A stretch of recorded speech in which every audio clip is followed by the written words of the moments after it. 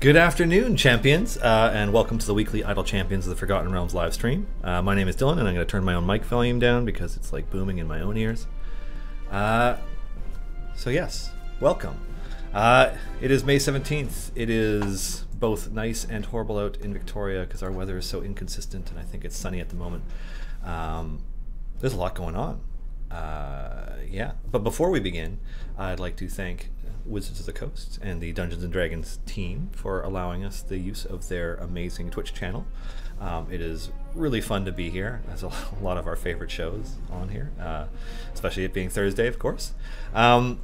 So yeah, lots going on. There's there's a new the tablet version of the game is now available as of this morning, and I know I got a lot of questions from people over the last couple of weeks about when it's coming and all this other stuff, and between NDAs and information embargoes and so on and so forth, I wasn't allowed to talk about it until today. So yes, the tablet version is here, and no, it is not and will not be connected to Steam. There are some reasons behind that, but I will let Justin get into that when he is on stream in a little while, because yeah, it would make it difficult for us to update all the platforms efficiently. There are processes we have to go through for the tablet versions. They're a little bit different than what we do with Steam, so I'll let somebody else get into that. Thanks, Moose Changer Pat. I'm glad I'm looking better today. It's been I've been needing a haircut for a while and just only found time for it the other day. So what else? Obviously, we just had an event end where you could unlock Catti-brie, and this week we released some more Tomb of Annihilation adventures with the part 5 of the Tomb of Annihilation campaign. And yeah, I just want to do some shout outs. Baracula and Kenjia 190 2001, I think, were probably the first people on this channel. I don't know if they're still there, but other than that, Garawar, Possessed Priest, Death PHB 2369, Counted, Nameless King, Candyman, Justin Tegan, Aaron 747, Colette, Demeron Silverblade, Ted Faster, PDX Ace, Retro Destroyer 4. Welcome. Hi Silisa. Hi. Yeah, there's a lot of you here. So welcome to the stream. It's funny that we had a tablet version of the game come out today, because I was just reading as well that Steam Link is doing an app, or a Steam Link app, so that you can stream games to your devices, which is obviously not what we're going to do. But yes, Ted Faster, I will be doing some new adventures. I'm going to do some of the variants. I think I have a character. I'm currently going through the second new adventure right now, and I'm not sure if it's completed, but it's probably, I don't know, 70 or so missions in. Aggie Bear, no, codes are not usable on mobile. We are actually, well, first to be clear, we have a tablet version of the game out right now. We do not have a mobile phone version of the game out right now, and we're not allowed to actually do codes on those platforms. So there are legal reasons behind it, but yeah, no code will be viable for it. So because many of you, I'm sure, signed up for the newsletter to get newsletter chests when we every week. That process will be different for tablet, and I'll let Justin explain that when he gets on as well, because I am pretty sure I know how it works, but I'd rather somebody who knew 100% for sure explained it. So what else? It's been a while since I plugged our official Discord, which is discord.gg/idlechampions.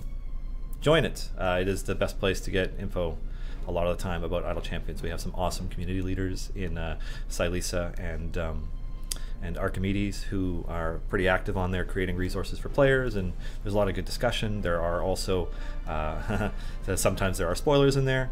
I see Erica just linked it through the Codename Entertainment account in the channel. Yeah, so definitely do that.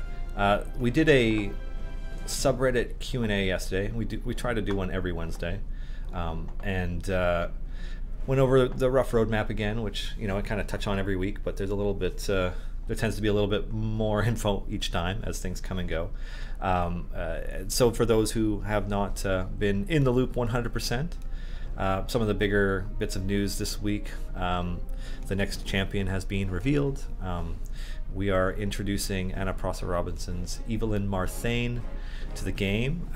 She will be the next champion to come out for our next event, tentatively titled Event 12, which we're targeting for next week. Hopefully it hits on time. I'd like to see it come out on Wednesday, but you never know. Things happen. A lot of tech involved sometimes with our events, and so yeah, we're gonna target midweek. Let's put it that way. So yeah, those wondering how to do the stream code, I will demo that right now. So apologies in advance for those who are tablet only at the moment, but there are currently, we can't enter codes on tablet, but this week's code, you can just go into the shop, and it's an AU chest code, and that'll give you a gold chest. Boom. Looks like my characters are in area 67, or no, sorry, 68.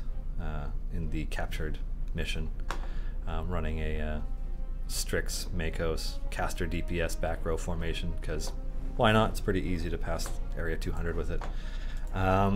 So what else? Giant Dwarf, I take it Evelyn's player is a fan of the old Record of Lodos War series. That's a good question. I have no idea if Anna is a fan of that series or not. Man, Record of Lodos War, that takes me back. When did that come out? AU, you know, as in the periodic element for gold. AU chest, gold chest. No? Maybe it's not my best code, but come on guys. Oh yeah, Beat Crusher SS. I am Evelyn Avalona Helvig Marthane, Ancient Bound Keeper of the Light, Divine Appointed Bond Slave of the Morning. You'll be smote from the face of the earth by this ancient bound servant to the Holy Morning Lord. Yeah, that's Evelyn in a nutshell. She is good and likes smiting things. So, yeah. What else is coming up? There will not be a stream on the 31st because I will be boarding a plane.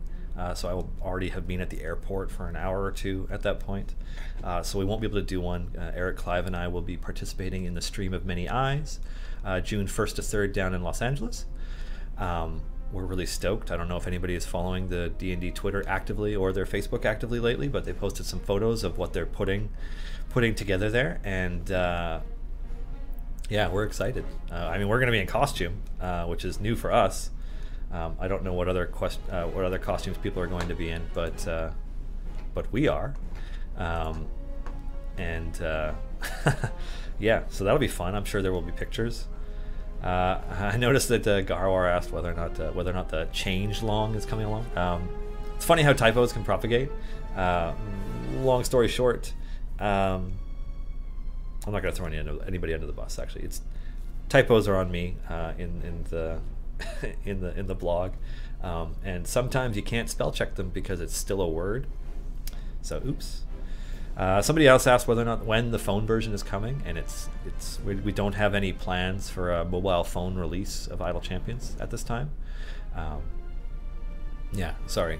This is strictly a tablet only version. That said, there are some like hybrid phone tablet devices that may be able to use this latest version of the game on our tablet release, just because they're compatible. But yeah. Brain user, when do we get Steam cards in that background? Okay, so the background has actually been shared several times through our Twitter, and I can do that again right now. I will pop over and do that right now. I will reshare the post because it was from one of our artists, Michelle Papadopoulos, who draws all of our monsters. She did it. And so the link to that post is here. So I'm going to post that in chat, and then about 7 seconds or so from now, it'll catch up and you'll be like, that's why he posted that Twitter thing. That's the link to Michelle's post about it. In terms of the Steam cards, they need to be activated, and it's just It's let's just say that Erica is very consistent about reminding our dev team to get that one done. And I'm not sure what the ETA is on it, but I hope we get it done sooner rather than later. Rek Namakin, is it announced yet who the event character will swap with? It has not been announced. It's not Bruner.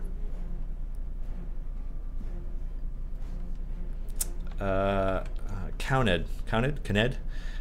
Did you decide on Artemis and Trary for my costume? Oh, I'd love to do that. That'd be a good one, and probably more fitting for my skin color and build than a lot of other costumes. But no, Clive and I are going to look kind of like I want to say pirates, but not really. We're look a little bit like roguish, a little bit more like highwaymen, but a little bit fancier. You know, like we look like, okay, yeah, you might do business with these guys, but you might not.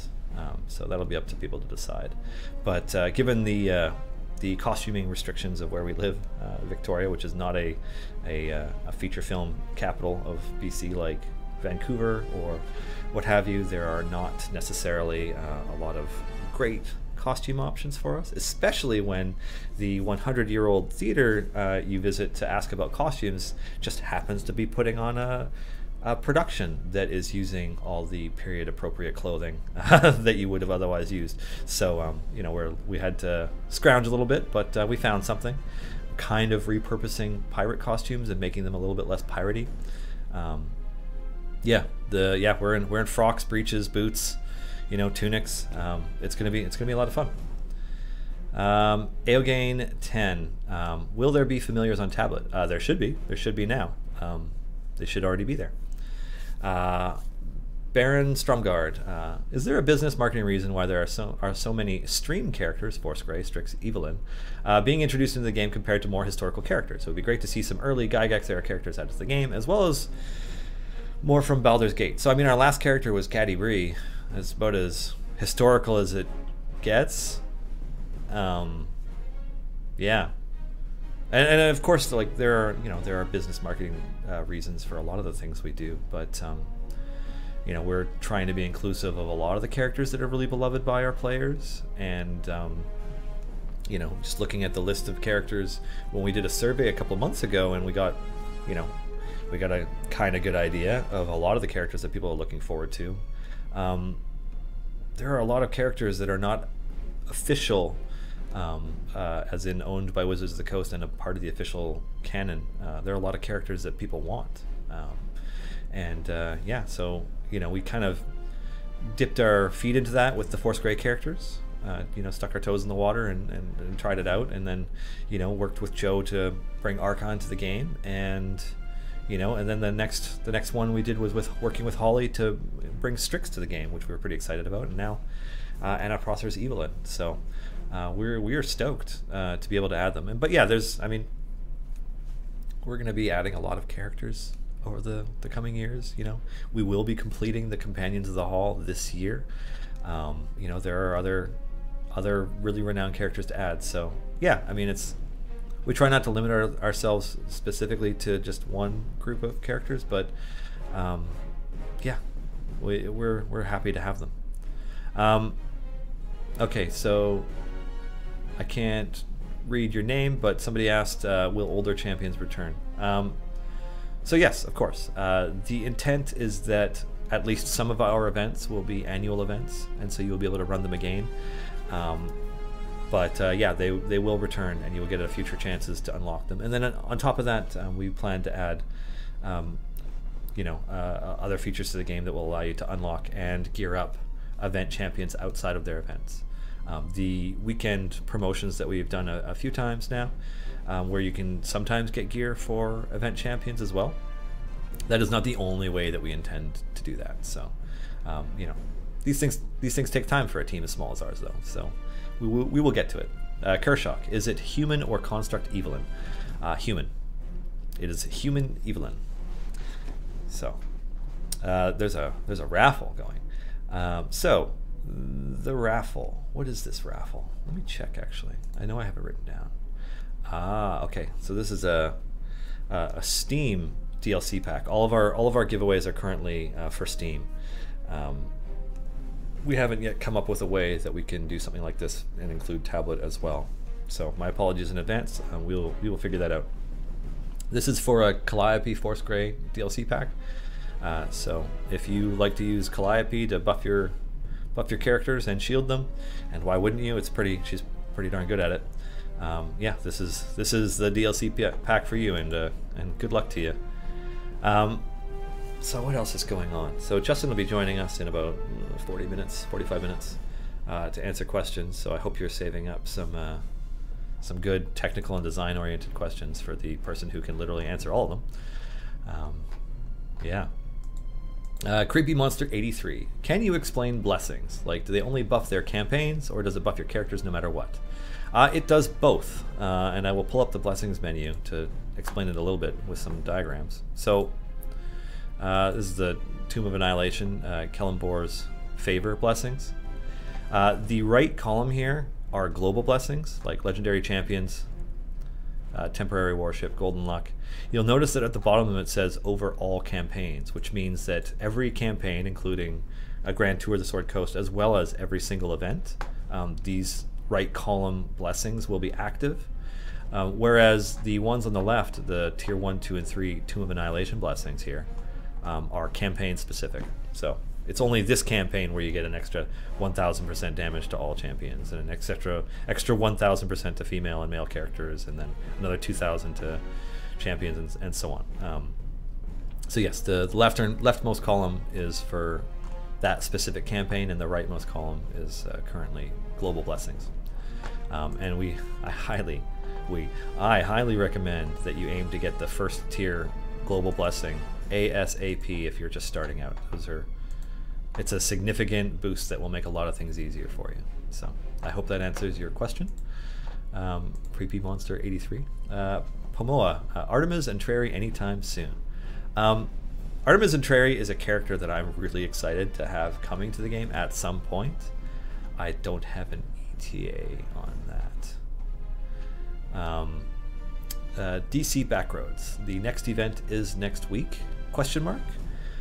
We are targeting next week. We are aiming for mid next week, give or take. So yes, event 12 should be next week. And I'm actually, more than any previous event, I'm excited about this one, because I convinced Justin to adapt I think a second edition AD&D book to incorporate for this. It is not based off of a printed 5e adventure, and it's certainly a little bit more of a ridiculous one. So I'm stoked. I can't wait to see how it turned out. I've taken a lot of joy out of walking, or when I walk around the office and I get to creep on the artists putting together the pieces for this. I've been enjoying it. Probably more than they have. But yeah, the next event is next week, and it's based off of an old book. Next question, also DC Backroads. Yay for missed champions. Will there be 2 champions then? So we haven't quite decided 100% on that, and maybe Justin can give a fuller answer when he gets here. But if you look at our previous titles, like our previous title, I should say, Crusaders of Lost Idols, every year an event repeats. There's another tier of content and objectives, and so there's a good chance that we will do something similar here. In which case, yes, there might be, for example, with the High Harvest Tide in a few months, assuming we do another one, it would be Stokey for the first tier and possibly somebody else or something else for the next tier above. But that isn't a definitive set in stone thing yet, which is one of the reasons why we don't talk as much about it, because all things can change. But that's the general idea. I hope that's a good enough answer for you. Candyman, just finished all my Kellenbor's favor. Will there be more blessings added into that campaign? Yes, we will be adding more blessings to the game. Cian Amarek, how about the old Castle Greyhawk module? Well, as much as possible, we are trying to make sure that what we do is relevant to Faerun, and especially the Sword Coast at the moment. That doesn't preclude anything else, because who knows exactly what the future holds, and there are a lot of settings and locations outside Faerun that are extremely compelling and just would make for awesome content. I know personally I would like to see Sigil featured, and some of the other stuff, like maybe there's a campaign that goes through one or more layers of the Nine Hells or something. I don't know, but in the meantime, we're still pretty focused on the Forgotten Realms, even if we do have some champions who might hail from a little bit further away, like Strix, who is from Sigil. Yeah, but that said, Castle Greyhawk, that would be cool. We're not ruling it out, but we don't have an answer for you, probably. What's next? Baron Stromgard. Following up, Catti-brie is actually recent in that she's from the late 80s. Gygax left TSR in 1985, so I'm wondering if there will be characters from before then that are being considered. For example, Robilar, Melf, etc. So I should preface my answer by saying that, like, we have a lot of D&D fans in the office. Some of us have been playing for many years, but we are far from lore experts when it comes to characters. A lot of the time of late, when we're looking at adding characters to the game, we try to look at where we have gaps. It's like, okay, like what is our class and racial diversity like currently in the game?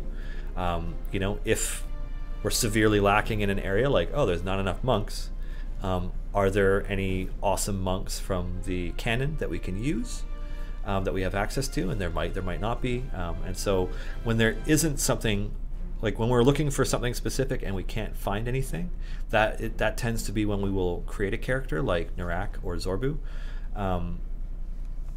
But at the same time, there are a lot of characters we do want to add. It's just a great many of them tend to be like human fighters or what have you, and we don't want to only be adding humans or only fighters to the game. So that plays a significant part in picking the next characters that we're going to use. There are some awesome characters from back in the day, and some of them are so powerful that we're not quite sure how we would implement them. I mean, hypothetically, if we were to add Elminster to the game, what slot would be appropriate for a wizard who could probably just do all of this himself? And so that presents a bit of a dilemma for us. Like, it doesn't really make sense for him to be one of the characters that's buffing Regis or Regis is buffing or what have you. So it's like, how do we fit that within the framework of the game that we've created? So there are a lot of things to consider when adding characters, and there are a lot of beloved characters that we still want to add. Obviously we need to do Wolfgar to finish the Companions of the Hall, so we can expect to see him sometime later this year. But beyond that, I can't really comment much. Magehire, is there any issue with using an auto-clicker bot program for this game? We don't try to place restrictions on how somebody wants to enjoy our game. If that's what you want to do, go for it. There are familiars in the game, and they can be unlocked either through a purchase or through some gem purchases. If you grind out enough gems to purchase them. Certainly the Almirage is kind of expensive. I think 50,000 gems. But no, we don't want to limit how people are able to enjoy the game. Like, we're happier if you're playing it. That being said, scripting, auto clickers, cheat engine, etc. Like, you kind of use those at your own risk. And if you break your account because you've hacked the game or something, there isn't a guarantee that the devs will be able to help you. So, it's definitely a use at your own risk thing. But no, we don't have any official policy for or against botting, scripting, or auto clickers. J Bailey 719. That begs the question if Dahlia Sinfel will be coming. I cannot comment. Noble Augur. Do the familiars stack for clicking? If you had 4, I would count as your click damage times 4. It doesn't do 4 times as many damage, it does 4 times as many clicks. So yes, it does stack. And in addition to that, they are able to do more. Once you have enough of them down, they will also pick up all the gold and tokens and such that drop as well. So there's benefit to having more than 1 or 2 clickers. I think you need 3 down to do that, maybe 4. I mean, I suppose I could check right now, actually. I'll just check right now how many. keep doing it until the pieces of gold start picking up. So 3. Yeah, you need 3 of them in order to do that. So you are able to grind out enough familiars to automatically pick up your stuff as it drops if you want to. Alrighty. Bazieth, hi, I have a question. Being fairly new to the game, I don't know this. Will the game always be free to play? Yes, this is a free to play game. We're not intending to charge a premium game price for the game. There are already transactional elements. So, you know, we are happier the more people who are playing. And if you also choose to support us, that makes us even happier because that's what helps me keep all these lights on. But yes, this is a free to play game, and it's we are planning on keeping it that way. Fellar, so when do we get a psionic character? That is a great question. So obviously scions don't speak to the Forgotten Realms and Faerun as much as they do some of the other settings, like Eberron.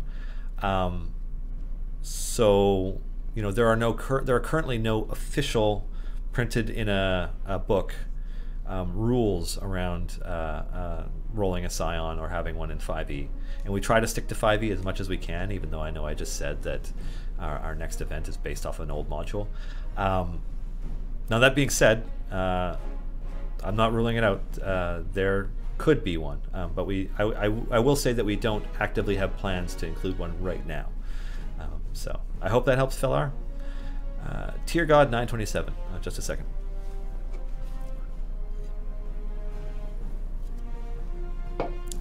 Tier God 927, just found this game on iOS today. I am liking it. Great work on it. Oh, thank you very much. We're glad you're liking it.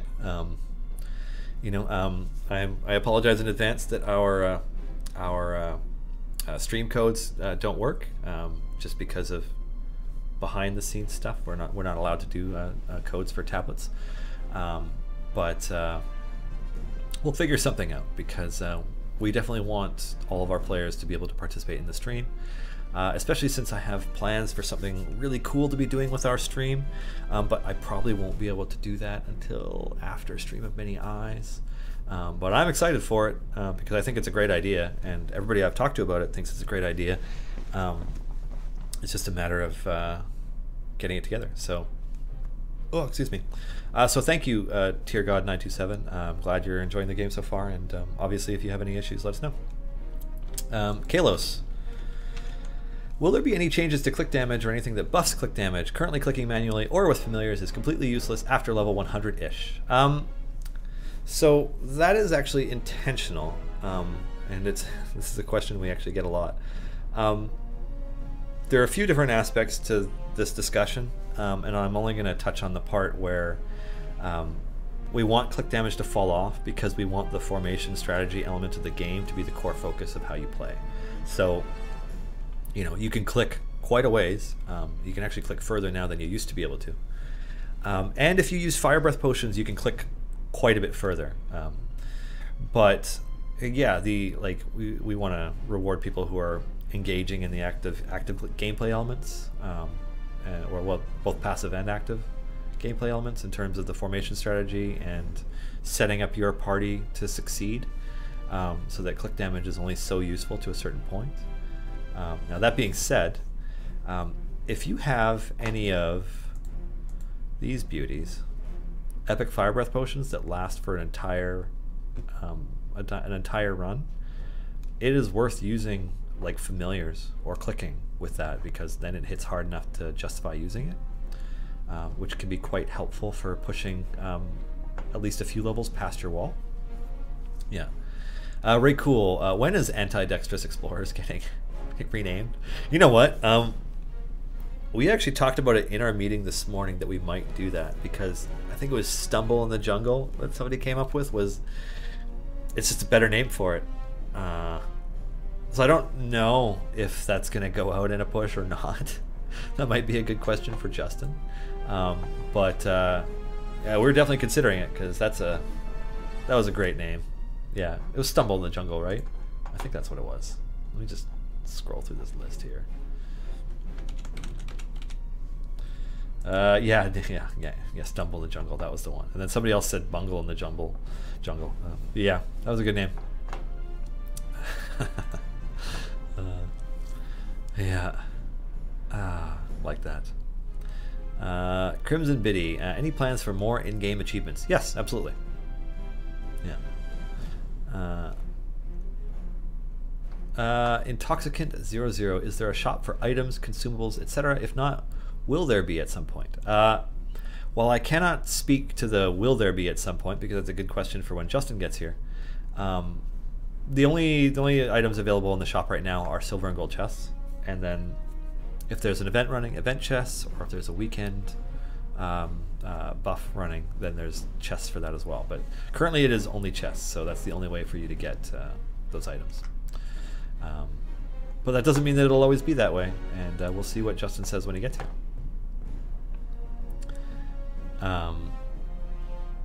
Earlier modules before Tomb of Annihilation, just hold the head. Yeah, no, the next event is based off a module printed decades ago. So, yeah. It's going to be interesting. People are either going to love it or hate it, and I feel like a lot of people will hate it, but some like me will love it, and so it'll be worth it. All right. So, what else? What else we got? How am I doing in this? 96. I got a ways to go. Hey, let's just start leveling up, people. This is going to take me all stream, I bet, to get through. Start buying the ones with buffs, because why not? Don't need Catti-brie because I'm not using her. Cool. Cool, cool, cool. All right. Let's see.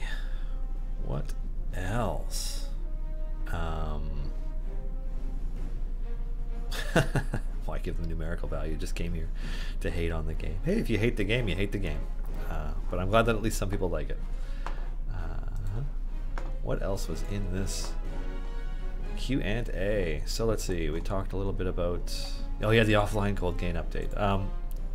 So, I mean, we get asked about offline gold gain update all the time. I know that Mark has been working on it quite a bit. I don't have an ETA for when it's going to be implemented. But yeah, that is in progress. The other updates, like the tanking and healing update and the champion balance update, I'll let Justin speak to those if he wants to when he gets here, because those are bigger things, and like I don't have anything to add to the topic that hasn't already been said ad nauseum. Let's see what else. When are you leaving early access? We are.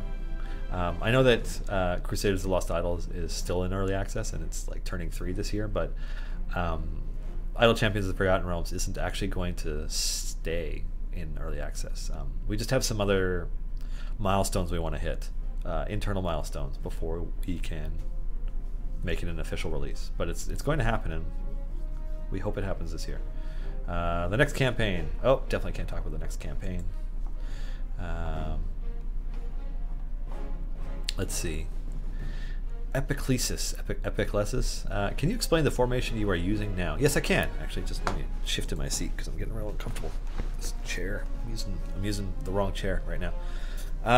So what am I using right now? Okay, so the Tomb of Annihilation has a blessing that buffs the damage of the characters in the back row, and so because of that, I'm doing a magic damage back row right now, because then I can use Ashara's bond with Tieflings, Firbolg, and Dragonborn, and Strix and Makos, both being Tieflings, get a nice good fat benefit from it. Regis can buff behind him, so you can buff that entire row. Same with Naeli, of course, and then Dadius's buff reach is long enough that he can hit the damage dealers, so he's buffing, you know, all 3 of them. And then Makos is, more importantly, buffing Strix, who does the most damage, while Ashara is also there doing some decent damage as well.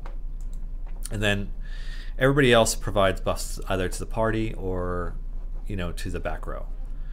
And so it's kind of focused on that. I can't hit the same kind of damage numbers with it that I could with with a single DPS formation with Naeli in front and a 1 DPS with them.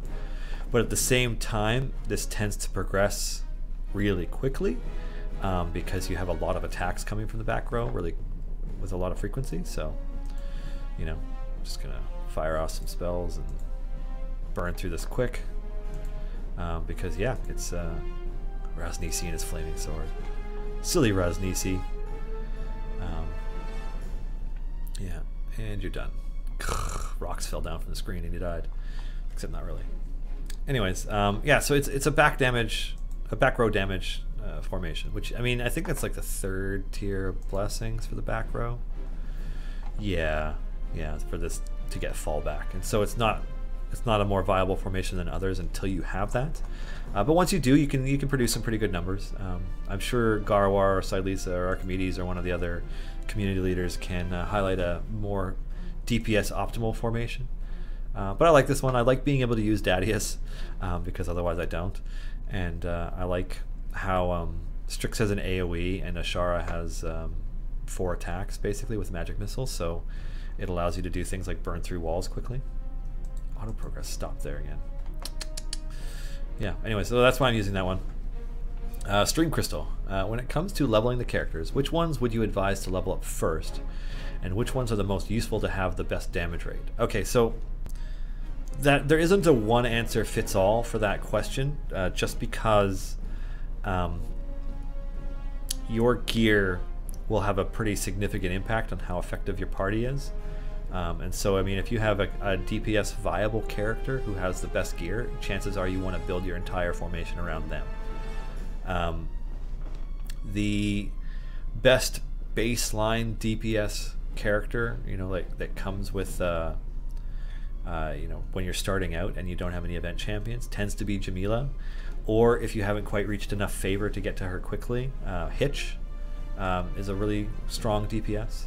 I actually used Minsk for quite a while before I was at the point where I could unlock characters further in really quickly. And then, yeah, you just try to buff them as much as you can. You try to line up as many of the formation buffs on that one character. Minsk is great because he does a cleave AoE, so he'll kill groups of enemies. You know, Hitch can, you can buff him to have more attacks, although buffing friendly tends to work better because it will buff the damage so much. And then Jamila as well, you can upgrade her to attack more than one character, and so on. So they tend to be really strong for your early game. And then depending on which event champions you have, Barrowin allows you to do some pretty heinous things in terms of DPS, both with Jamila as your DPS and with Strix as your DPS. Strix is on par with Jamila as an incredibly powerful DPS character. Birdsong is phenomenal both as a buffer and as a DPS character, and some people have been able to push quite far with Birdsong, especially now that Ashara has a second set of bonds that will allow Ashara to buff Tabaxi. So yeah, there are a lot of viable ones. Characters who tend to be buff or tank focused tend to be poorer DPS characters. Naeli and Grama, you know, Brunner is not a great DPS. Archon is not a great DPS. Tyrell's not really a great DPS, even if he is in bear form. That kind of thing. But at the same time, 99% of formations use Naeli at the front anyways, just because Oath of Vengeance is so strong and you're able to buff your party so much. The only reason I'm not doing that right now is because Naeli is buffing this whole back row. So I hope that answers enough of your questions, Stream Crystal, to get you started. If you have more questions about, you know, formations, leveling up, etc., the official Discord is the best place to be. The link for that is discord.gg/idlechampions. There's a crazy amount of information about the game in there. Personally, when it comes to leveling up characters, I play with scientific notation so that I have a very good idea of how much money I have and then what it costs for upgrades to my character, and I try to spread them out so that they're all in a similar range of level. And so I do that basing off of like the cost of their upgrades. Like, so Strix is my primary DPS. I'll always spend all of that, but you know, I have E29 gold. You know, I try to get everybody else up to at least 28 before pushing other characters, and then I prioritize upgrades that boost party DPS over anything else because, yeah, it does the most benefit. So Alrighty, Phonics48. Any tips on completing the Makos achievement 1.00 E39 gold seems unobtainable compared to the difficulty of the other core champions. Push further. That's really it. I mean, a lot of our achievements are not intended to be completed anytime soon. The Calliope one, for example, is tends to be one that almost nobody has done. But the longer the game is around, the more gear, the more the more champion levels there are, the further and further people will be able to push. And when you start to be able to push much further, you start to hit those numbers pretty quickly. So E39 gold is it's a fair amount of gold, but I've reached those kinds of numbers on a number of occasions just by pushing quite far. So yeah, progress further and you'll be able to get there. Koani, did you check the numbers on people who have unlocked Almirage like someone asked last week? You know, I didn't, and it's one of those things I need to bug David about it, because we were also looking up to see how many players had the community leader achievement, which is to say one player has it. But no, actually, I forgot to do that.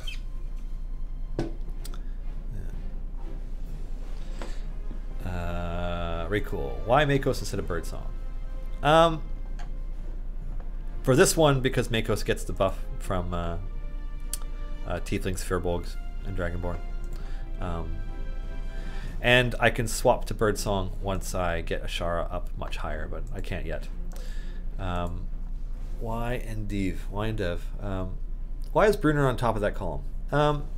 So Brunner is on the top of this column right now because Brunner is not a magic user and is not as intelligent. I was gonna say not intelligent, but that's kind of rude. But 8 int, not high.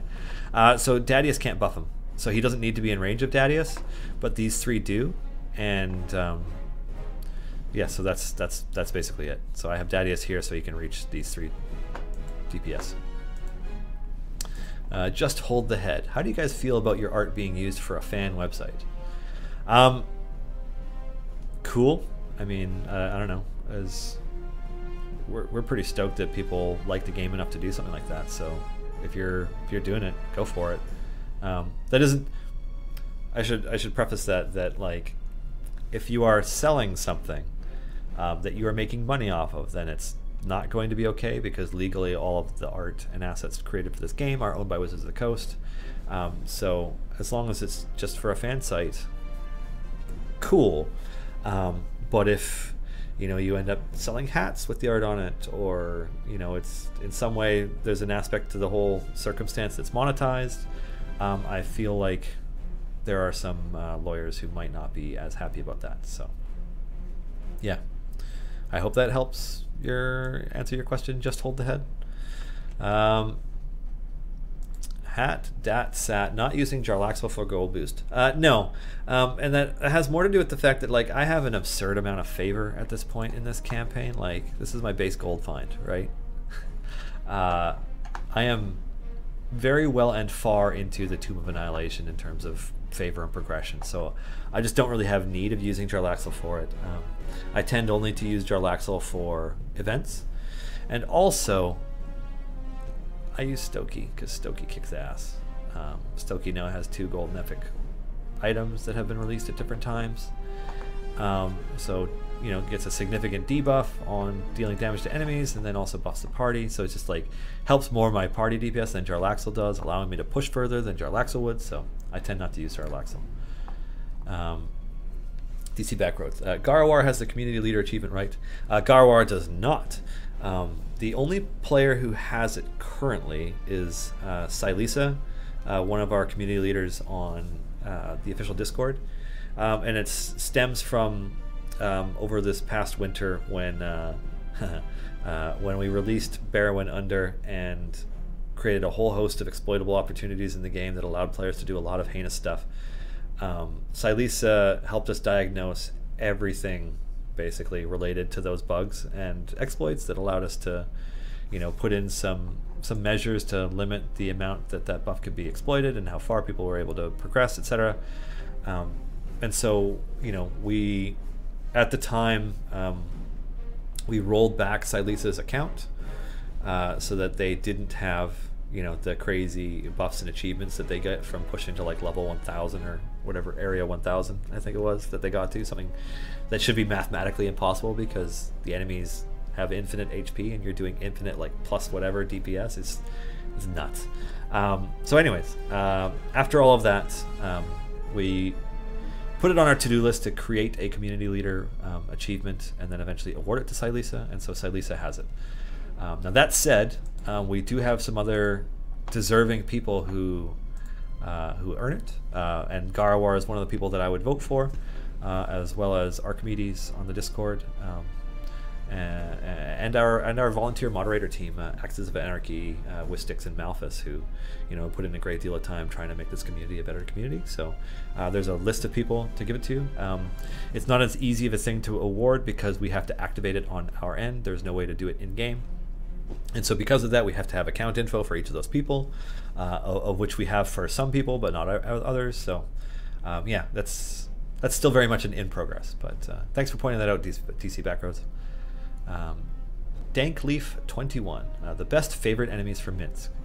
That's a great question that is probably better answered by Garawar. The best way to answer that is to figure out what the creature type is for wherever your wall is. So push as far as you can in whatever mission you're trying to do, and then pick that favored enemy, whichever one's holding you back. That's probably the best one. When in doubt, I mean, humanoids and beasts tend to be very common creature types, but yeah. Nameless King 95, when will we get owl bear plushies? That is an amazing question that I also want to know the answer to. Physical merchandise is outside our wheelhouse. That is all Wizards of the Coast things. So if they ever produce one, I'd love one. That would be great, but it's 100% them. We have this game is a licensed D&D game, and like they own all the assets and rights and marketing, etc. So it's also one of the reasons why we don't have shirts yet, is because it has to go through a legal process and stuff as well. They will exist at some point, but I'm not sure when that'll be. Captain CRC, any chance someone has thought about windowed borderless mode? Sorry about that. Yes, we've thought about it. We've thought about it a fair amount. It's come up along with a number of other visual UI related things in terms of scaling the interface up and down. I don't have an answer for you. That's a David question when he's on stream. I pass that feedback to him on a regular basis. So I couldn't tell you if there's an update on it. So yeah. Undertaker BHV, why do you play without any familiar at the moment? Honestly, so I tend to use familiars a great deal for events, but I have progressed so far in both of the available single player campaigns that I don't really have need of them, and I don't feel like using potions to make their click damage worth it. So I tend to use them mostly on events, especially at the start when you have no favor. I'll use an epic gold find and epic dragon breath, fire breath potions, and I'll dump 4 familiars onto the field and push as far as I can before resetting, just to start building up that favor early. But yeah, I don't really need to right now is the short answer. That's why I'm not using them. I can. Oh, come here. I like that Chewinga. And in case somebody is wondering why they are not animated, that is because I have in my options turned off flashing and lighting effects as well as screen shake, because we have a number of players who sometimes join us on the stream who are sensitive to strobing effects, different light things, like kind of like a mild form of epilepsy, I guess. And so I'd rather just make it so that anybody can watch my screen without getting a migraine or having a seizure or anything like that. So, because normally they hop up and down really quickly, and there's a little clicking animation. So, yeah. White Boy Rick, is there a new event today? No, there is not. The event today is that we officially came out on iPad and tablet for Android. So that was our event, but there is no in-game event being launched today. The next event is targeted to launch sometime next week. That'll be Event 12, based off of a very old module. Yeah, and also including the next champion, Evelyn Marthane.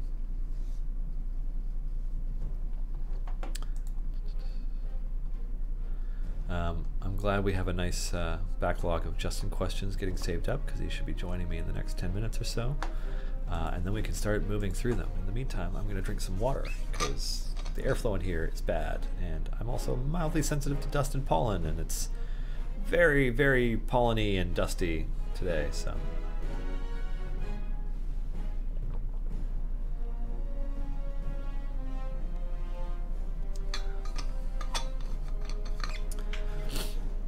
Just hold the head. Have you guys noticed that after playing for a few hours, if you exit the game and verify the installed files, several fail to verify? Yeah, that happens.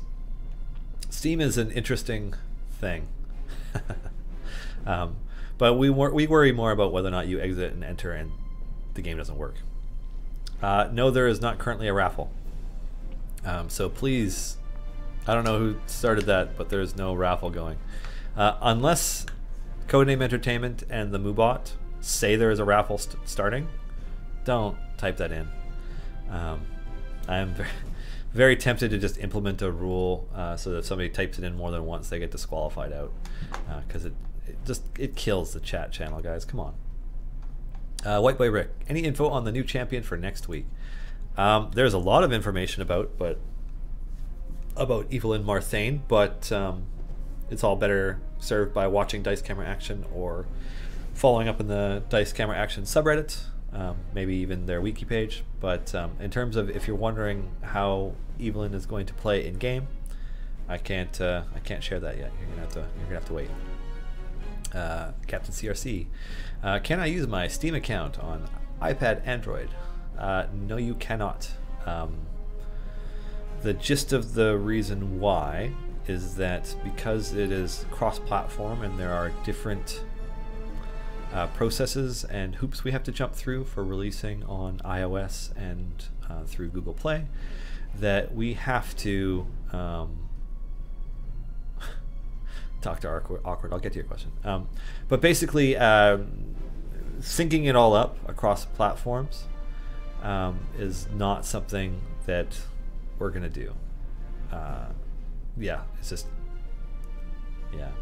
Maybe Justin can give a little bit more detail on why, but yeah, we're not linking cross-platform play, and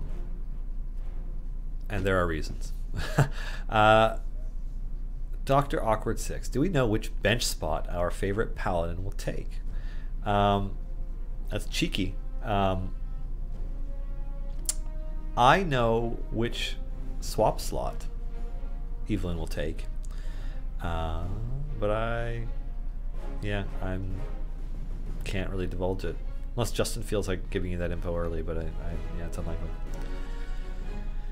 Zapan28, how many clicks per second do familiars click? I want to say it's like 5 or 20 or some multiple of 5. It's a fair amount. Do they add to offline gold generation? No.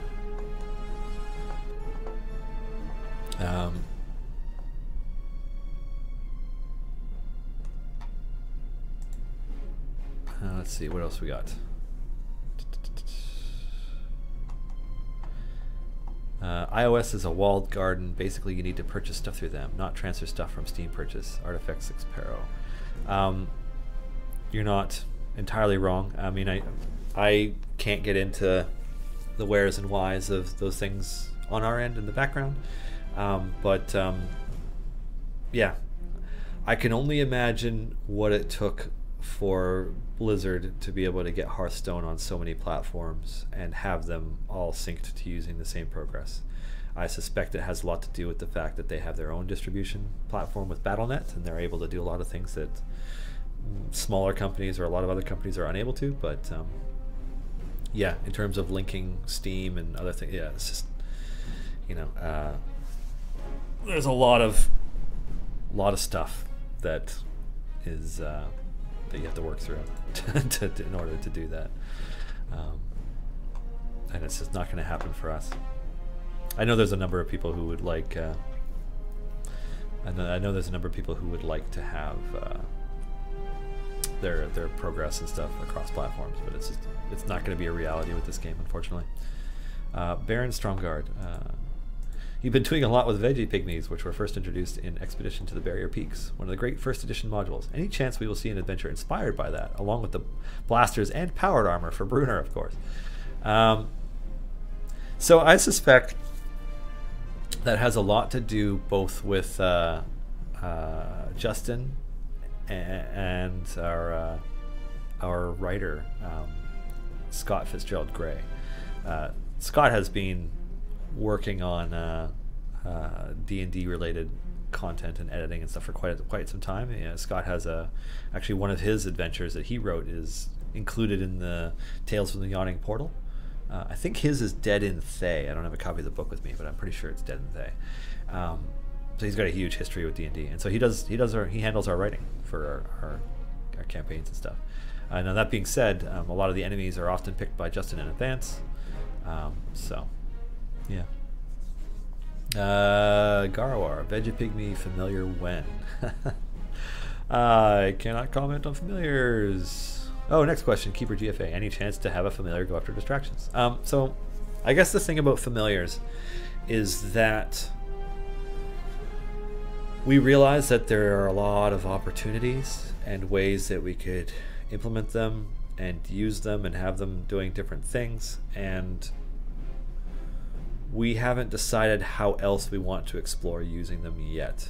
And that has more to do with just like between the production schedule we have and the for releasing content and developing stuff for the game, and then the other features that we want to add that we see as a higher priority than expanding familiar usage and adding more familiars to the game.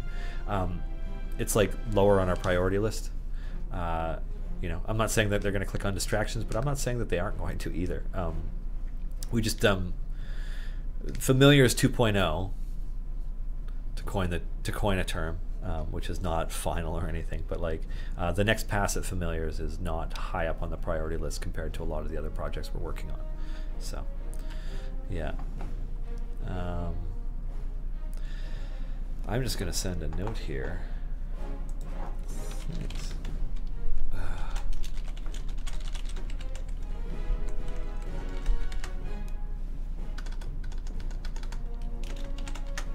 Because my guest should be joining me soon, so that we can get into the meaty questions that require the long, carefully worded, well thought out answers that come from Justin.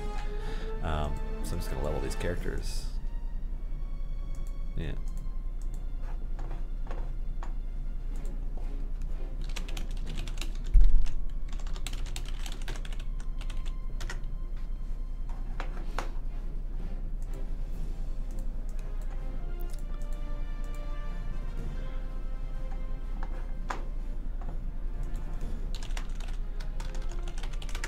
Alrighty. My guest is using the restroom before he joins us, so that's good. I'm just gonna reach over here into the void and maybe disappear for a second. Pull up a chair. And then eventually that chair will be filled with somebody who is the de facto expert on all things that are the game. So that'll be helpful. Alrighty, Rusa, who was responsible for the zombie-spewing Tyrannosaurus boss? That was a really fun surprise. So fun fact, when the art list for that adventure came up and there was a zombie Tyrannosaurus Rex on that list that puked zombies, our artists fought over who got to do it. And Alexis, one of our senior artists, who is currently the character designer, she won that argument and she got to do the zombie T-Rex, and so that was Alexis. Yeah. And then that was still one of the highlights for me. The first time that when Mark first finished programming the zombie T-Rex into the game, so that encounter was there, and it's just like, there's lightning going off and it's pouring rain and then it's puking zombies constantly, and it's just like awesome. It's still my favorite boss encounter we've done so far, even though we have some other pretty cool ones. That one and the spider. But Nobody likes spiders. Inutil, is there any way to increase the tap damage? So if you want to increase the damage of your click, normally you would just level up right here. That being said, I know that the tablet build is experiencing some bugs related to that, so there's always a chance that it might not be working properly for you right now, but if that's the case, we will be fixing it shortly. Draugr, can we get a Dillion familiar we can abuse when the game breaks? Thanks. That's a weird question. Just hold the head. We need another barbarian. Currently only one in the game, correct? That is correct. I agree. And on that note, I'd like to welcome our guest, Justin, co-founder. You can slide over anytime, and then I'll turn your mic on. Oh, perfect. Yeah. And headphones too. Yeah. I mean, sweet. Yeah. Then you can listen to the game music on loop. Oh, I love this music. I know, right? It's so good. Wait, I don't hear it. Yeah. It's pretty subtle. It's Oh, competing with the ventilation for volume level. Right. But if it was any louder, it gets kind of distracting. So. Cool. Yeah. Hey, everyone. So Justin is here. There's a whole section of questions for you. So. Awesome. Just a sec. It's only a couple pages of questions though. So. This is just caught on something. It's Never used to be quite so bad. No, it's okay. Son of a crash, smash, bam. I'm gonna take this whole place apart after this is over. Okie dokie. Okay, so let's do it. This is an interesting one. Woo. There's a raffle going right now to distract everybody while you're. Oh, good. So, for one of the familiar DLC packs. Mm-hmm. So let's see. First question. DC Why hasn't the ventilation been fixed yet? It's a good question. Good question. Will you look at it? Oh, it's wow. Fixed. It's way quieter than it was. But it's kind of just Mickey Mouse right now to kind of be quieter. Yeah. So let's summer. see. It's warmer outside, so yeah. Now we're actually using air conditioning. Yeah. I'm just gonna close this notification to talk to you. Ooh, I'm a designer this week.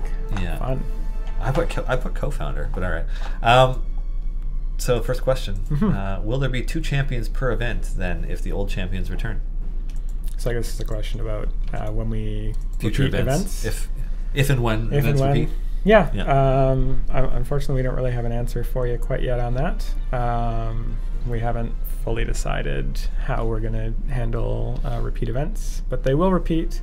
You'll definitely be able to get the champions from the first year in them, most likely. But beyond that, we don't really have any specifics on that to share. Most likely, it's like all of them but Krond or something. Krond and Gromma. So Bunny the Bunny 123. What is with the speed boost on tablet version for being offline? I was only off for like 30 minutes and it only lasted for less than 1. Right, so the purpose, if anyone doesn't know, on the tablet version, which just went out today, which I'm sure you guys have been talking about forever, for the whole stream, if you're away from the game, what we do is speed it up for up to 7.5 minutes and up to 8 times speed. And the reason we do that is because on a PC or something, it's really easy to just have the game open in the background, and so if you've got auto progress on, you'll be progressing through the areas. On a tablet, if you go to use that tablet for anything else, obviously the game doesn't run anymore in the background. So we put that in as a way to basically give you a boost through the areas once you come back. And for people who played Crusaders on the phone when we had that version, or I guess we still do have that version, we just skipped you directly to whatever level we thought you should get to. But that didn't really work very well because it kind of cheesed a lot of objective stuff. Like if you had to do something specific in each level before you could progress, it would just skip that whole thing. So we didn't want to. We wanted to be able to maintain having interesting objectives with interesting things that you had to do in the adventures, while still giving you a boost after you get back, because we realize you are not expected to have your tablet open in the game all the time. Okay. Hopefully that made sense. Oh, it made sense to me. Chuckle style. Sorry if this is asked before, but how is difficulty for adventure variants determined? Lost in the Deep says easy for me, and I got slaughtered. Yeah, right now it's purely based on favor. and we just sort of put in a fudge factor for gear, it doesn't really work very well. So it's something I'd like to address again in the future. Okay. And then Just Hold the Head wants to know if we're going to see other 5e modules before Tomb of Annihilation completes. Before Tomb of Annihilation completes, are we allowed to answer anything even remotely related to that? I'm just trying to think. Yeah, maybe. Okay. Pomoa wants to know how in the world somebody can get the 50,000 gems for their familiar. Yeah, so the The that one's in there as kind of a really a carrot on a really, really, really long stick. It's not expected that most people would ever be able to get that. It's kind of, you know, you've got all your gear and you've got you're not, you know, anything else to spend gems on. It's just something you can save up and eventually get as sort of oh my god, I'm amazing, I've saved up a bazillion things and I've gotten this. Or you can be like Dylan and apparently just cheat it in. I didn't have to cheat it in. You just buy it with gems. I don't buy anything with my gems anymore. 50,000 gems. Holy crap. Well, how much do I have right now? now? So yeah, I mean, it's easy to get apparently. I don't know, like 13 or 14,000. All you gotta do is 13,500 right now. All you gotta do is be Dylan. Have the game running all the time. Play endlessly. Yeah. I don't turn it off. Ever. Yeah. Okay, this is interesting. Dave Modi, how do people get Hitch on tablet with no code? That is a great question. I literally just fixed that. So with newsletters and stuff on the tablet, if you sign up, you will just get whatever items come in the newsletter the next time you load the game. Briefly, for a little bit of time after we launched, it wasn't doing that quite right. But now if you sign up an email in there, it will just, the next time you load the game, you'll get Hitch. When you get the newsletter or the email, it'll say just load the game to get your thing. So yeah, you kind of automatically get them. Okay. I can't pronounce that name, but other than tanking and healing, are there any plans to revisit existing heroes' abilities? Yes. So after the tanking and healing stuff, we do want to go, before we leave early access, ideally, we want to do a big update with a whole bunch of balanced changes and tweaks to abilities. Because the thing is, like, the game like this is always evolving, so the way that we thought about the game back when we were designing, say, the initial 12 heroes isn't necessarily the way we think about the game now, and the way we've seen the meta evolve and the different ways that people approach champions and how they attack and how people set up their formations. What we want to do is use all that knowledge we've gained over the last 8 months, 9 months, however many months it is when we eventually get around to this. Use all that knowledge and reconfigure all the champions that came before to sort of have the same sort of power level. Cool. Yeah. Do you have it like, is there anything you can share about how you would approach that? I think we're gonna actually, my plan for that is to actually open it up to the community. So for each champion, maybe start a Steam thread or a Reddit thread or something in Discord or something like, or all three, and collect feedback on what people think is powerful about a champion, what people think is underpowered about a champion, if people have any sort of things they'd like to see a champion do. And then we'll take all of that feedback in addition to what we sort of think about everything, and hopefully get some really awesome changes out of that. Okay. Might get some unexpected ideas out of it too. Mm-hmm. Someone said, "Please don't reconfigure Dylan. He's good as is." Oh. No, I'm gonna change Dylan. We're gonna try like maybe a different hairstyle, different headphones. Maybe get some new memes in there. Some new memes. Did you see the one that they did the other day? Which one was that? I don't know. Eric was posting it. Oh yes, I saw the one Eric posted in our chat. Surprising. More memes, everyone. More memes. I guess this is kind of in there, but like, when will Grama receive love? She's not even included in the exotic bronze for Ashara. Yeah, poor Grama. She will definitely receive some love there. Yeah. I think the idea of Grama was interesting, but the problem with her is that really none of her specs are any good, and she also shares a slot with someone who's really good. So there's a couple of different ideas we have for that. Nameless King 95. Question for Justin. Could the completion of variants grant small permanent gold and or DPS buffs to that particular campaign? For example, completing Tomb of Annihilation variants increases Tomb of Annihilation DPS or gold find, and Sword Coast is separate. Yeah, that's a cool idea. We've got some really cool ideas for things to do with variants.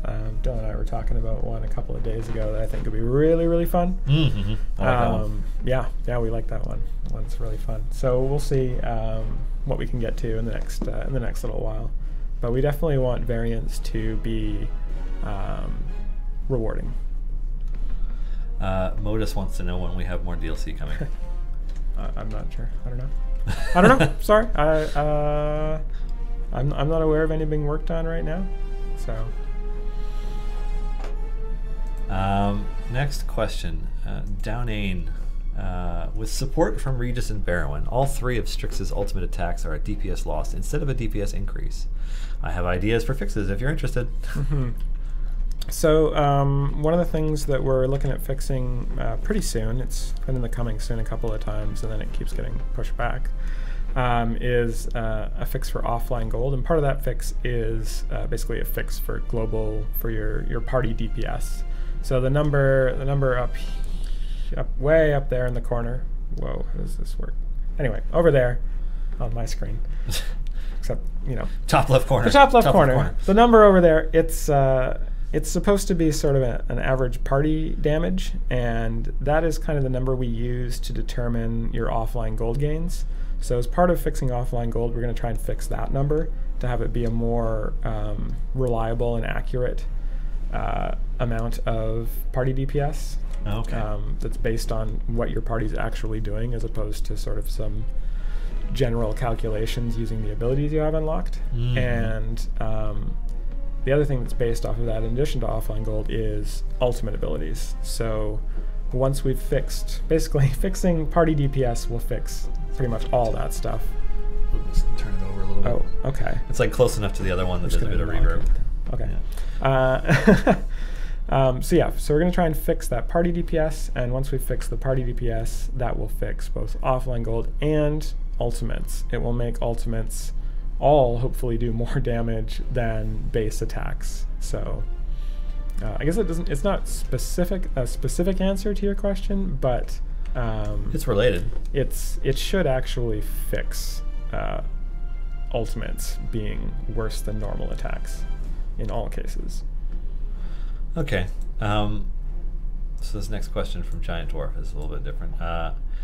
Both versions of the Fire Breath potions replace the click damage value. Both versions of the pots that do the exact same thing, whether you're level 1 click damage or level 111 click damage. Either way, if you want to use a Fire Breath pot, you're better off never buying click damage level. I don't agree that you're better off never buying a click damage level. It doesn't, you said yourself, it doesn't affect it. So, yeah. I disagree with that, and I don't think there's really a good way to sort of augment your click damage. We could add your click damage into the pot, but that really wouldn't. Actually, I think the new ones do just. No, I guess they replace it. Yeah, there's really no good way to do that. So, we'll keep thinking about it. We're always thinking about the pots and the potions, and there's definitely some more work we want to be doing there. And we've got some ideas for when we do the tanking and healing stuff. So, yeah, I don't agree that it's better off to not level your click damage. I think leveling your click damage is something that's very powerful in early game when you're clicking through those first few levels, because your clicks attack faster than your champions do, and you'll get through them faster. You just need to do more variants like that timed one, the running of the swords one. Yeah. Where people have to level their click damage or they're not going to get through it. So, let's see. Will there be more champion achievements or a Dritz achievement like the other champions? Yeah. That question got updated as we read it. Yeah. Yeah, I like doing those champion achievements. We try to do one for every new event champion, but I guess Dritz wasn't really an event champion, so he might have gotten missed. We'll probably do one with him maybe when we've got all of the companions of the hall in there.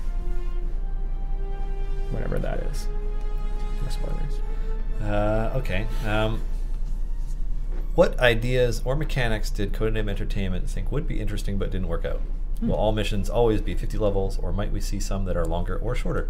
That is 2 questions. That is 2 questions. I'm going to split that. Good. Okay, so first part of that. What ideas or mechanics did Ciani think would be interesting but didn't work out? So initially when we were developing the game, we didn't want to have click damage at all, kind of related to all the click damage questions. And what we did with clicking was you could click on your individual champions to speed up their attacks, to basically take a second or 2 off of their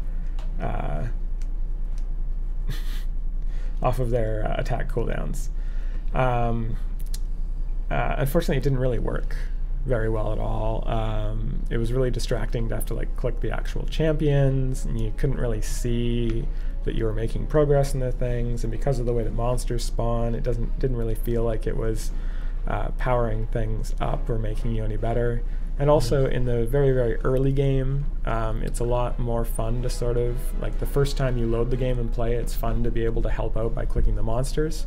So eventually we just put it back in, and we're like, well, that was an interesting experiment, but it didn't really go in a way that worked out. And then will all missions be 50 or some shorter or lower? I think 50 is a pretty good number for us. It comes down to really the amount of assets that we have to do, and the amount of text that we have to write, and the amount of cinematic text that we have to write. So I think 50 has been a pretty good balance for us. We're not likely to go anything shorter than that. And I couldn't see us going to anything longer unless it was something where we really, really needed that extra time to tell a story. But I think 50 is pretty good. We're generally able to fill that pretty well with stuff that's interesting. What made you arrive at that first? At 50? Yeah. I'm not. I can't remember actually why we did 50. I think it was just a matter of like that's an amount that felt good.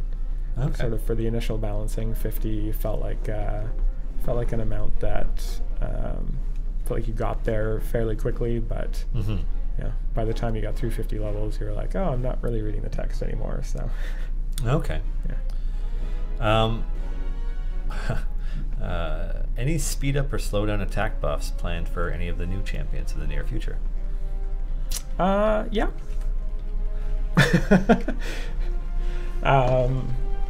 Yeah, I mean, I think I don't know. This might be referencing sort of interactions with Barrowan, as she is pretty central to the meta right now. So yeah, we've got a couple of plans of sort of fun ways to interact with her and on new champions. Stay tuned. Oh, sorry, I haven't had enough caffeine. It's sitting there, and I haven't been drinking it. Okay, this is an interesting one from Pamoa, because players are always asking about offline gold gain, and they're kind of curious how it works. And so this one is like, what adds to offline gold? Like, is it DPS, current level, favor, character abilities? Questions. Yeah, so I mentioned this earlier. Offline DPS is tied to exactly 2 things. It's tied to your DPS in the top left corner, and it's tied to the highest level you have unlocked. So we're gonna be fixing offline gold by essentially making the party DPS in the top left corner a lot more accurate. And once it is accurate, your offline gold will be more representative of what you would get if you just sat in the level and farmed. Okay. Yeah. That makes more sense, because like it seems like an obvious fix, but if the mechanics behind that number need to change, it's a very difficult thing to actually have that number, be able to estimate that number accurately, and be able to have that number sort of line up with your gold accurately. Okay. So it's not a simple thing. That's why it's taken a little bit longer. We need to sort of every time we get a few spare development cycles, we sort of grind away on it for a little bit. But I think we're fairly close to having a good number there. Okay. So. Cool. Yeah, hopefully soon. And then on a totally different note, any plans for familiars granting unique buffs or being able to equip gear on them? Oh, that'd be fancy. No plans for that right now, no, but I never say never. Okay. This one. Is Heavy Burden working as intended? The description reads like it would be a good time to use, say, Bruner's champion spec, since Inspire doesn't buff the animation. Yeah. Or Dadius's in Power Wars, but it seems that the burdens are turning off everything but the DPS and party DPS upgrades, including turning of Jarlaxle's Gold Find or Stokey's additional targets in Golden Palm. Yeah, that's a good question. I'll have to take a look at that. I think from the sound of it, probably not working as intended. But the way that things are set up sometimes is a little bit wonky. Sometimes things that you think should be champion buffs are set up as, well, everything's set up as, the systems are kind of funky there. So there's not a lot of differentiation between something that buffs the whole formation, buffs someone in front of you, buffs yourself. So the actual rules that determine when those things turn on and off in a given variant could probably be looked at. Okay. And then let's see what's next. Why does visiting the store pause some of the buffs? Visiting the store, actually, I believe it pauses the entire game. Does it? I think so. That may be a relatively recent change. I know we were playing with that for the mobile speed up. Actually, we had one version of the game where the mobile speed up was still effective in the store. So when you went to open chests and you were in that speed up time, the chests the effects were like, and it was just too much. Everyone in the office was having epilepsy. And yeah. So I believe we just paused the game when full screen dialogues are up. It may be true with the world map as well, but I'm not 100% sure on that. That's a great Dave question. If you ever get Dave, if I ever win at rock paper scissors. Okay, and then the shiny equipment card update. Yeah. Thingy. Don't have an update on that for you, really. We're aware of the issues, and we're aware of sort of the change that could be made to that, but we don't have any update for you on when that'll be, unfortunately. Okay, and then on a similar note, Jarek wants to know if there's going to be a change to how chests work, because they have a lot of chests and are worried that they might be nerfed. We're not planning any changes to how chests work at the moment. With that said, we're in early access, and we're very comfortable making changes if we need to. But with that said, we would never do something that would punish people who have a bunch of chests. Like, if we did something like that, we would provide some form of compensation if we were going to nerf the contents of chests for players. Just like when we rolled out the sort of chest buffs, we tried to make sure that we compensated people who had purchased a lot of chests with stuff they would have got if they purchased them under the new rules. So yeah, we're not gonna do anything that'll screw you. Okay. Dan the Fool wants to know what platforms we're planning to release the game on. Steam, tablet for iOS, tablet for Google, and unannounced platforms, potentially. Potentially unannounced. I can't say anything aside from the ones we're already out on. Just like they were hoping that you would be able to get more of an answer to that one than I can. No, sorry, I don't think we're ready. We're ready to talk about the other platforms yet. Sorry. Route Jarvie, any plans on achievements for time spent in game, like 1,000 hours, 5,000 hours, and 10,000 hours? Yeah, that'd be kind of fun. I think we actually do track those numbers already, so it'd be pretty easy to put stuff like that in. Of course, then you get questions like, well, we wouldn't really have those achievements on, this is the problem of going to different platforms, we wouldn't really have those achievements on tablet, for example, because you're not going to leave the game open. So then what do those track, or do we have to not have those achievements, or do we have like a different version of those achievements for tablet? And there's a lot of headaches with going to other platforms. Those other weird tablet ones where it's like making like logged in every day kind of stuff. Yeah, and that's why we went to tablet first, because it basically gives us the same setup as PC and the same size. We didn't have to mess with any UI. It's why it's on tablet and not mobile, is because the mobile UIs are just too small for us to just be able to sort of fit all this stuff in it. Directly port it, though there was a lot of work that went into sort of making sure that it had all the tablet-specific stuff that it needed to have. Okay. This one. What was the reasoning behind Catti-brie's debuff only being applied once per mob? And then why does stunned mobs not take additional damage? Yeah. I don't know if we had like a really good reason for it. I know that I mentioned that I had a note in the design that once a monster had been stunned by it, that they weren't supposed to be stunned again. But I don't think I had any notes there about not being able to apply the mark for death again.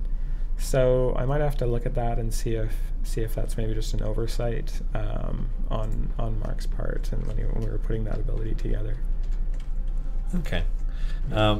And as for stunned mobs not taking any additional damage, it's not a mechanic that we've introduced yet. I think it could be a good mechanic. It's kind of like, you've got advantage against stunned or incapacitated or prone mobs. Something right? Paralyzed in 5e, you get guaranteed crits. Guaranteed crits, really? Yeah. Yeah, which is... I knew that. That's how you can do the real cheesy BS. Like, yeah, you hold person, and then the guy who can hit the hardest runs up and is like, Divine Smite, and this, and this, and this, and this. And it's like, all the dice on the table. Clearly I don't min-max enough. Yeah. Well, it's that kind of stuff is so degenerate that a lot of DMs are like, no, you can't do that. Because you're trivializing my game too much. Okay, so Dio Godino, how and where can we send suggestions for the game improvement? Oh, well, so many places. I'm surprised this wasn't a Dylan question, because that's great for you. It's in your list. You can send them into a number of places. Just the support system down in the bottom left corner, behind Dylan. Yeah, that'll open a new browser tab, and you can open a ticket. We read all of those. You can also leave them on any of the forums, the Steam forums, our subreddit, our Discord channel. We read all that stuff. So really, anywhere you leave it, we will see it. Yeah, and we love getting feedback from people, and Strix is good, right? Strix is decent. I don't know. Chaotic good. Okay, no, I just want to make sure that I can't remember. Yes, she's good. What is your most proud accomplishment or achievement since we last talked? Oh, since we last talked. What are your goals at this point in time for the game? Not sure. It hasn't been that long since I was on stream, I don't think. I think it was like maybe 5 or 6 weeks. It's actually a pretty long time. So my most proud accomplishment is surviving these 5 or 6 weeks.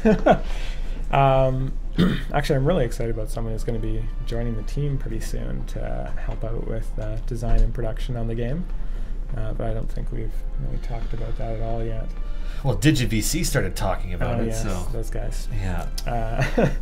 Anyway, so next week we'll probably talk about that a little bit, and that'll be really fun, and I think be really, really good for the game. In terms of my goals for the game right now, I think there's a lot of sort of stuff. We've been really focused on our content pipeline, trying to get the events out, get the content updates out, get the weekend promo buffs out, and so one thing I really want to do is there's some of the sort of feature things that have been falling a bit by the wayside, and so I think we want to really focus on that stuff down the road in the next few months. Okay. I kind of know the answer to this one already, but I'll ask it. Do you think you will ever allow players to design their own adventures? Now that Evelyn's being added in, I think it would be fun to write a Waffle Crew adventure. I think that would be so cool, like ridiculously cool.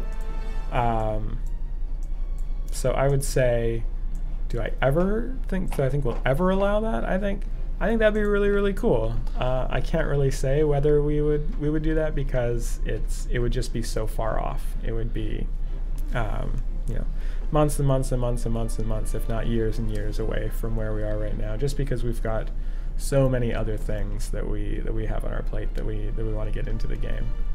But I think that would be really, really cool. And I think at the point at which we go to add that, we will have so many assets available that players will be able to make pretty much anything. Eric says, oh, I see. Oh. Erica's talking to us through the Google Doc. Okay. Yeah. Well, I mean, do you want to say that? No, it's fine. Right. Thanks, Eric. Thanks for the okay, though. Well, Next I guess you're not question. going to get that news. Maybe I'll slip it in. Yeah. Nomad84. Pretty much every event I see folks on in-game chat talking about how few gold event chests they're getting from free play runs. Personally, I pretty consistently end up with 5 rares and an epic on event missions by the event champions by the end. Is this actually a problem or just subjective bias? And are some people ending up with under-geared event champions? If so, will some sort of bad luck protection be considered for event free play chests? Yeah, so we've looked into this, and event chests, the free play chests, it is just random. And the bad side of any random system is that some people can get unlucky and some people can get really lucky, and that can skew perspectives on an individual basis. So we have actually been considering putting in a bad luck prevention for event free play chests, similar to how we have the epic bad luck prevention in gold chests. Yeah, it's something we've been considering over the past little while. But yeah, we have checked into that, and it is just random, and random things suck sometimes. I know that just looking at the event characters, like I got crazy lucky on Stokey and epicked her out, and then that hasn't really happened again since. Right. You know, I mean, of course, if I buy chests, I'll get tons, but it's just kind of, yeah, it's inconsistent. I think Narak was the worst one. No, not Narak. Actually, no, she has epics now too. Well, they're doing okay. I guess you just have to play a lot. Yeah. All right, so Justin, can we get a swap option none for every bench slot? I would really like to be able to better ignore champions I am not using, or prevent spending gold leveling a champion that is locked for specific adventures. Yeah, we've got a couple of ideas of sort of how to approach this issue. We definitely we want to give you something to make it easier to not mess up and spend gold on someone who you're not using. We have some reservations about like doing swap nuns or hiding slots or some of the other suggestions that have come out. But we have a couple ideas that we're still mulling around, so it's something we want to approach, but not something that we have a solution for quite yet. Okay. And then this is kind of, I think, also directly related to the shiny equipment question, but like, is there a timeline for updating chest loot logic, as it's put here? Chest, is that specifically for shinies, or are there other parts of the chest loot? My assumption is that it's just a shiny fix win. Yeah, yeah. So we don't have a timeline for that yet, as I said before. But I think we have a pretty good handle of what changes we need to make in order to address that. Okay. Mazmataz wants to know if there's anything in the pipe to fix the memory leak. The game jumped to using over 1 gigabyte of RAM when they left it open for a few days. A few days is a while. Yeah, I mean, every once in I think the game's been pretty good compared to how it was when we first launched. The game has been pretty good. Like, it used to just crash every single day, like every 8 hours or so. So I think we've made some definite improvements there. It's something that whenever if we see something that seems like it's going out of whack, we jump in and do some profiling and try and figure out what it is. But it's just kind of the nature of the beast of a game where we're adding a lot of new tech and a lot of new content to the game every week, and we're definitely running up against time constraints on making sure that it's got all the spit and polish that it needs to have. So yeah, we're always trying to address any sort of major memory leaks or anything like that. Yeah. But occasionally a minor one will slip through. It seems like it's an ongoing thing. Like, it's just more fixes come in as they come in, and always seems to be helping out.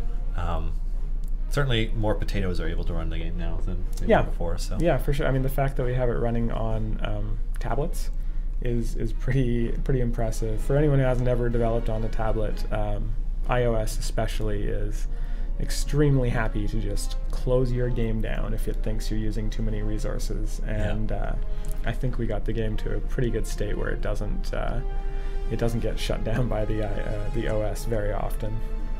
That's good. Lacknor wants to know how our progress on Half-Life 3 is going. Oh, it's almost done. Yeah. Yeah. Yeah, just 10 more years. Yeah. Sacrifusion. Will there be an option to skip dialogue in new campaigns, or at the very least have it stop after you've cleared level 50? Skip dialogue in new campaign. I mean, there is an option right now to turn off dialogue in free play adventures. You still get the quest pop up for each area, but you don't get the dialogue. So I don't know if we might do an option to like just turn off the dialogue altogether, so you never have to see it. But we spent a lot of time writing that. And kind of, you should have to read it. Yeah, it's just fair. Yeah, Scott put some work into that. He does. It's a lot of work, and it's really funny too. Like, you should read it. It's really good. Yeah. Charles Axel makes fun of everybody. That's what it should be called. Charles Axel makes fun of everybody and then gets like stuff on his clothing and has to clean it off. It happens regularly. Anyway, you should read it. It's really funny. What he gets for liking fancy clothes. Yeah. Okay, I've missed a bunch of storyline conversations since I usually run the game in the background. I would like a quick and easy way to reread those. Any chance of an overhaul to the journal functionality or some other convenient way for us to appreciate the efforts of the writers? I guess I'm not sure what the journal doesn't provide there. Because if you bring up the journal, let's bring up the journal. And you scroll all the way back up to the top in the journal section. Then the first 50 areas are all on here with all the dialogue and then the quests and putting. I mean, this is how I go through and make sure that that all the data is in correctly. Is just look through the journal. I think what they mean is like I could pull this up, but then it would be like this adventure, and I could click on other tabs and go. Oh, you want to see other? Go back to the Tomb of Annihilation, or go back to the tutorial, or etc. I mean, obviously the event ones might not be a great fit for that. I see what you're saying. Yeah. So I guess the answer is no, we don't have any plans to do that right now, mainly because the way in which the game, the back end shares data with the front end. The front end just doesn't know that stuff about other adventures. So it would be a little bit of an overhaul to do that. Okay. Sorry. Justin, could we rearrange Mint's levels so that you can get access to his ultimate before his favorite enemy specialization? We could. I don't know that we're going to, but we could. That'd be it. This is a great kind of suggestion that that you should put in when we eventually create all of the champion suggestion threads, and it'd be great to have your justification for that as well. Or as my fiance likes to say, your Justinification. Justinification. Okay. OG17. Question. In-game chat is full of screenshots, codes, guides, etc. Yet we've never been able to highlight copy text from it to use the links, which make things a lot less useful. Will chat be getting this functionality? This is a great question for Dave. Yeah. Dave question. Ask Dave. I don't know if he's listening, but definitely. I'm sure he has his headphones on. Definitely ask that question. If he's listening to us. That is something that I would love to get in. But it's, I guess it's a fair amount of work, I guess. I don't work on the front end, but apparently it's a bunch of work, and so. But yes, I would love to get that in. Ray Cool wants to know if we're going to do favorless replay mode of one-time variants. Really just one-time variants, like variants. Can we do the variants again? Yeah, we would definitely like to add. There are lots more questions. Yeah, are we not running out? No. Is this doc 77 pages? Yeah, apparently. And we're on page 7. Yeah. Oh dear. But it includes like the last few Q&As as well, because we tend to go through 100 and something each Q&A. So. Yeah. Now I've forgotten what the question was. Replay mode of one-time variants. We do want to add.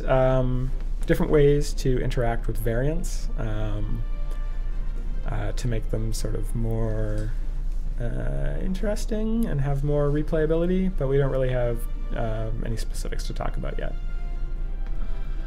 Alrighty. We covered that one.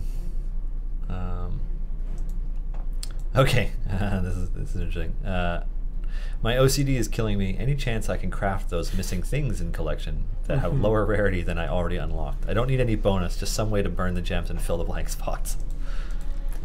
Yeah, I think some way to fill in your collection would be good down the road. I don't have any specifics on how to go about that, but yeah, that's something we'd like to do, because we see this question a lot. A lot of people ask about that, and we'd love to be able to help people fill out their collections. Okay. One last question that you guys have said no to in the past, but I'm still interested in, so bringing it up again. Any chance of some tool to test compare formations? Any guidance for how we, the community, might create such a thing? I suspect this will be increasingly desirable as more champions become available. And also increasingly difficult. I mean, creating something like that as a community essentially means you're rewriting the game. Like all of the things that go into a formation being good or not it's really innumerable, like unenumerable rather. This is one of the reasons why offline gold is so difficult, is because we can't just load up the game and then simulate your formation for a little while and then use that to determine your offline gold, because it is so nuanced in what causes enemies to die, like the speed at which your guys jump out and come back, and that can change how good a champion is, whether they attack from range or attack at melee. Like melee attackers hit a lot quicker, and so for if you're insta-killing guys, melee attackers will always be a lot better because they'll jump out and kill immediately, whereas ranged guys, the projectile has to get there. And so there's a lot of nuance to how the formation works together and how two formations would compare. And so I would say that would be incredibly difficult to do. It's incredibly difficult even for us to do, to sort of balance out the champions. But I don't think we have any plans to really add more save slots or anything like that that would be useful for that right now, unfortunately. But we hear you that it's something you want. So, if we have infinite time and money, maybe. It sounds like a really involved feature, so. Yeah, it would be. Okay, Phonix48, with the revamp of healing and tanking, will there be healing and defense potions? We will probably be making changes to potions, to some potions for that. It would just be the healing potions, and we might be bringing back another type of potion. But I think right now, we took the healing potions out of the drop table, so yeah, so we'll just add in the new ones or something. I'm not 100% sure how we're going to approach that, but yeah, there are some new potion ideas that we have for that particular thing. Okay. Could Archon get a boost based on how much gold you are hoarding / unspent? One of his problems is first in line ability is almost never active because Nayeli is just way too strong as a tank. For sure. Archon is one of those champions that's going to get a pretty major overhaul in the tanking healing thing, because I guess our approach to tanking is for some of our really Nayeli is really the only one who follows the proper approach to tanking, wherein she buffs your guys the better you tank. Since the other tanks, Tyrell and Archon, don't really do that, they're kind of useless as tanks, because just tanking more and more mobs doesn't really do anything unless you're able to kill them faster. So Archon will get a big Rika jigger, and so will Tyrell and also Dylan when we do the tanking and healing thing. Yes, main tank. Any chance that there will be a variant like the Catti-brie solo for just the companions of the hall when they're out? Yeah, I think that'd be really cool. We have to sort of, some of those are tough variants to do, because obviously we can't be they have to only unlock once you have all the companions of the hall. We couldn't put it in an event or just put it as a regular adventure variant, because we don't know when a player started playing or which champions they'll have unlocked at the point at which they get to that in the game. We can't put it in an event. So we'll have to figure out where we want those kind of one-offs to fit into the grand sort of storyline and everything. Okay. Oh, and Gromma has a tank spec too. Yeah, but Gromma's tanking spec is bad too. I mean, yeah. Gromma, well, I'll tell you what. We'll look at Gromma's tanking spec when we do the tanking healing stuff, and then she'll have one spec that's good. It'll be amazing. The mountain spec is the one where they take damage as they hit her, right? Yes, but they take damage based on her DPS, which means to get the best out of that, you have to like buff her, and it's really kind of it don't work. Okay. Any chance for an item or champion to increase monster spawn speed? Yeah, that could be kind of cool. One thing we noticed when we added that to Crusaders is that it was instantly the like god stat. So I think if we add something like that, we will be very careful about how we approach it, and we don't want to make it too OP such that it's like this champion is now always in your formation, because we've already done that with half a dozen champions, and we don't want to do it anymore. Yeah. Okay. Cassius 335. Any way to interrupt boss powering up? I think if you knock it back, it interrupts it for a little bit, like with Ashara's wing flap fireball combo ult. But aside from that, I don't think there is a way to interrupt it. That's another great Dave question, because I think he put that in. No, maybe that was Jacob. It's a great question for someone who is not me, who knows the answer. Okay, how many characters do you have in development at any given point? Right now, we usually have about the next 2 sort of in the works. Right now, we do have the next 2 champions fully spec'd out, and art mostly done for both of them. But I'd like to get that a little bit further out so we can really start to work with some synergies and see, like, have a champion that's going to come out in 3 months really synergize well with a champion that's coming out now, and then have that sort of those unexpected power spikes, which I think are always something that's fun to discover for players, to be like, oh, this champion that just unlocked works really well with this other champion that came out a couple of months ago. Yeah, really changes how you think about that champion. So, and on a similar note, like, because obviously you're speccing out the nearest most couple of champions at a time, but like, how far out are you roughly planning? Are we planning them? Names and yeah, we roughly plan out. The genders and races are roughly planned out for like the next 6 months or so. Though that's always up in the air. Like, the working with influencers is one thing where we just have to sort of fit them in as well as they do in the thing, if they're really interested in working with us, because we found that to be a really rewarding thing for both us and for them as well. But yeah, like there are some champions that we know are going to get in there eventually. We just don't know exactly where they're going to fit into the grand scheme of things. Like, there's a champion like Dritz obviously unlocks with the Grand Tour campaign. And so it probably wouldn't surprise anyone if someone unlocked with the Tomb of Annihilation campaign. The real question is, who will that be? Let the speculation begin. Asarak! No. Yeah. Yeah. After you defeat him, he's like, oh, I'd like to join your party. Yeah. Now you got a CR I'm going to take up 5 slots. Yeah. A CR 24 Lich along with you. That sounds fun. Yeah, it just floats there. Everything dies. You don't need anyone else. Okay. Any chance for higher rewards to higher areas on free plays? Dino bait, that's a great idea. Dragon bait, artist Simber. Well, these are all great ideas. Yeah. Oh, and there goes all the chat.